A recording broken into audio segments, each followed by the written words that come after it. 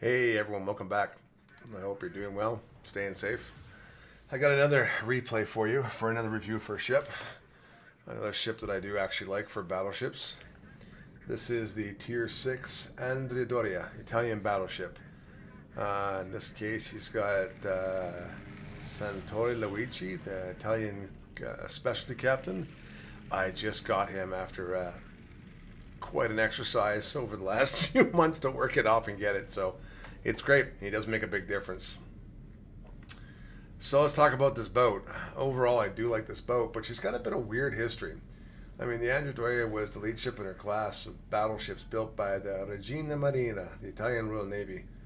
This class included one sister ship, the Caio Duilio, and I know for a fact I'm pronouncing that wrong. Italian is not my name. I can spell spaghetti and I can eat it, so that's not me, or pasta in general. The Andrea Doria was named after the 16th century Genoese admiral of the same name, laid down in March of 1912. She's an old boat.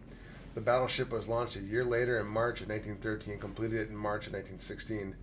She was armed with a main battery of 13 305 guns or 12-inch guns, and she had a top speed of 21 knots. In one of the warships, she has a bit much. You can get her up to close to 27 knots with a speed flag, so not too bad. I do like the speed and what she can do. The Andrea Doria saw no major action actually in World War One. She's just didn't miss it, so she missed World War One and served extensively in the Mediterranean in the 20s and the 30s. She was involved in suppression of rebellious in Fiume and Corfu incident in the 1920s. Starting in 1937, she underwent an extensive modernization which lasted until 1940. So she basically was in here at the start of World War One in refit. She saw relative little action in World War Two. She was tasked with escorting convoys to Libya throughout 41 and 42, during which she engaged in the inconclusive First Battle of Sirte. After the Armistice was signed in September 43, the ship was sailed to Malta and interned by the Allies. She was under arrest. She remained there until 1944. Then she was permitted to return to Italian ports. Andrea Doria survived the war and soldiered on in the post-war Navy as a training ship until 1956. She's paid off in September of that year and formally stricken from the Naval Register on November 1st and sold for scrap a year later. It's too bad. It's a beautiful looking ship. I love what wargaming can do to the artistry of these boats and bringing them back. So, from that point of view, I think it's fantastic. So, how does she do for World of Warships? Her health pool is a bit low at 41.3k. You got to be a little careful with it. Basically, if you give a higher tier battleship a broadside, you're going to hurt. As I watched my Fuso teammate who couldn't hit that boat just ram the enemy boat. Works for him, so that's fantastic. As I said above, her main guns are 320 millimeter. They fire AP and Italian SAP. And Italian SAP is not firing Calloni's. It does have a bigger effect, especially on DDs and cruisers. It can even do some pretty good damage to low tier battleships. Her secondaries, two sets of them, are not all that good in comparison to other tier 6 BBs, but they're okay. I use it mostly for if I see a destroyer, put a destroyer and just let the secondaries do their job and finish off a destroyer if you have to. If you're running away or kiting away from a DD and she's trying to catch up to you, you can actually burn it down and set fire. So, I mean, that's a point. At the lower tiers, like we're seeing here, you actually can end up in those situations. I have had my Julio Zer in this boat, and I have been chased by 2 or 3 DDs at a time. Not kidding, my Julio Zer is a good example. 3 DDs at one time and just burned them down. It was funny. The Tula Nicholas system couldn't hit me with torpedoes. Sorry.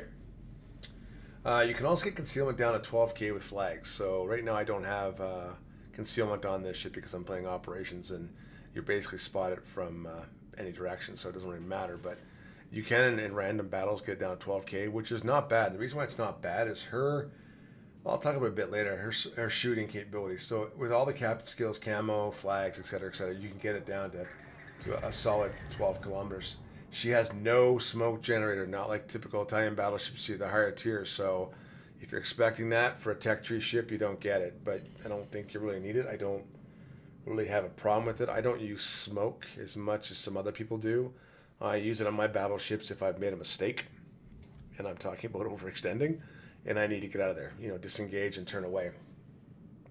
One quick note about smoke: if you're going full speed and trying to turn away, I just let people know, don't maintain full speed on a turn. Please hit the full reverse, and it'll swing your bow around.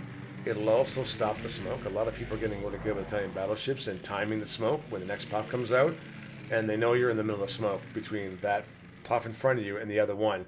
You're right in the middle, so you're going to get citadeled. So again, be very cautious about that. Overall, her AA, for instance, it's wargaming and CV, so it's not that good. It's not that bad. It's just average, I would say. Overall, she's a good ship and can hold her own with a main battery range, like I said, of 17.2 kilometers. She can punish ships at a distance, then go dark and reposition herself, which is fantastic. That 12K and 17.K gives you that ability.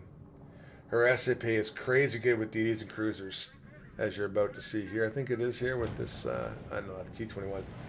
But you're going to see her AP coming up here against the Itchy in a second here. After this shot. I mean, her AP is actually rock solid as well. As a tech tree ship, she's an easy pick for anyone. She's good that way, and it's not a problem. So, like I said, I don't have a problem with it. I do like it. So, and let's just go back and watch her for a bit. I mean, right now I'm shooting some SAP and getting rid of it, but I am going to switch over to AP here shortly because the Itchy's going to probably end up going broadside to me. So I'm going to pause chatting for a bit, and you can watch the effectiveness of her AP.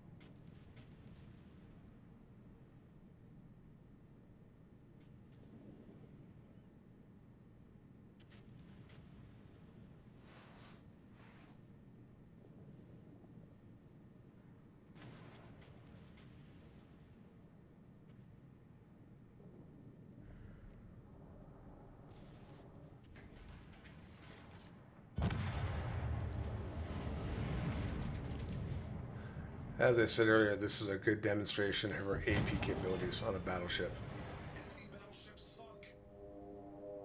Yeah, bye-bye. So, quite good. Overall, I think, like I said, she's a great boat. Fun to play with. She can hold her own. I'm about to take on a Tier 9 Usamo in this game. And if I remember correctly in this replay, we did okay with it. So, again, fantastic boat. Please, I would encourage you to watch the rest of the replay. You can see everything else she can do with different boats. And cruisers, I'll say it again. Her SAP is fantastic. So, yeah, so is her AP. So anyway, as always, stay safe, take care. I know it's rough times out there. And if someone's watching this video 20 years from now, you'll have no idea what the heck I'm talking about. But whatever. All right, thanks everyone. Bye-bye for now.